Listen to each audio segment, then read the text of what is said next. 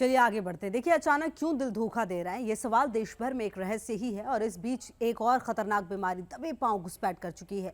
ये है brain stroke. Bharat में ब्रेन स्ट्रोक को लेकर चौंकाने वाला खुलासा हुआ है। हर 40वें सेकंड पर ये एक शख्स पर हमला कर रहा है और हर 4 मिनट पर एक शख्स की जान ले रहा है ये ब्रेन स्ट्रोक। 3 मिनट की इस रिपोर्ट में आपको दिखाएंगे बढ़ते ब्रेन स्ट्रोक के खतरे को और बताएंगे इसके लक्षण और बचने के उपाय।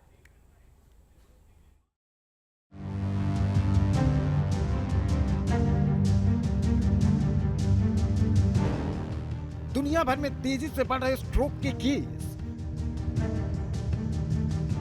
स्ट्रोक भारत की दूसरी खतरनाक बीमारी। 40 सेकंड में एक स्ट्रोक, हर 4 मिनट में एक मौत। साल में 1,85,000 लोग हो रहे हैं शिकार।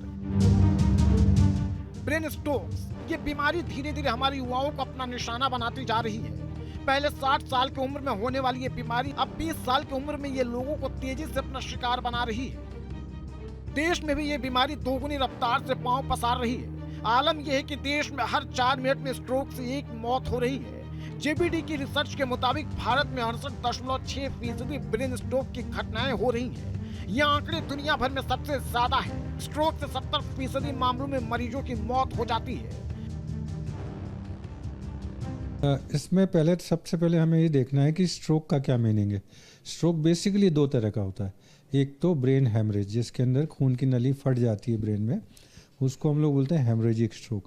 दूसरा होता है कि अगर उसकी कोई ब्लड वेसल बंद हो जाए, दिमाग की तरफ जो नली जा रही है वो रुक जाए, तो उसकी वजह से जो एरिया वो ब्रेन को सप्लाई करती है ब्लड, वो डेड हो जाता है।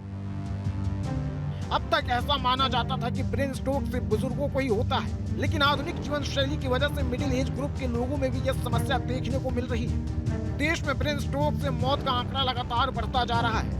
एम्स के न्यूरोलॉजी के मुताबिक भारत में मौत का दूसरा सबसे बड़ा कारण ब्रेन स्ट्रोक है।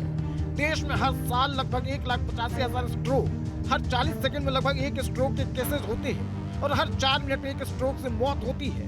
जीबीडी की रिपोर्ट के मुताबिक 31% स्ट्रोक के केस 20 साल से कम उम्र के बच्चों में होते हैं। भारत में स्ट्रोक का बोझ सबसे ज्यादा है और इसकी चपेट में युवा और मिडिल एज ग्रुप के लोग ज्यादा आ रहे हैं। कुछ लक्षणों के समानता की वजह से अक्सर लोग इसे हार्ट अटैक समझने लगते हैं, लेकिन ये उससे भी ज्यादा गंभीर समस्या है।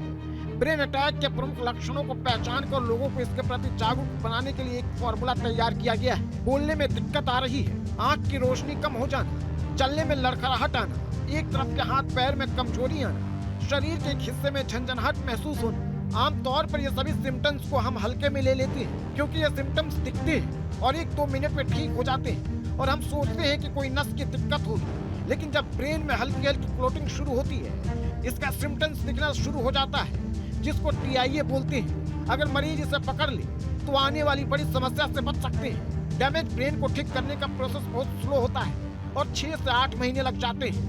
Team news nation.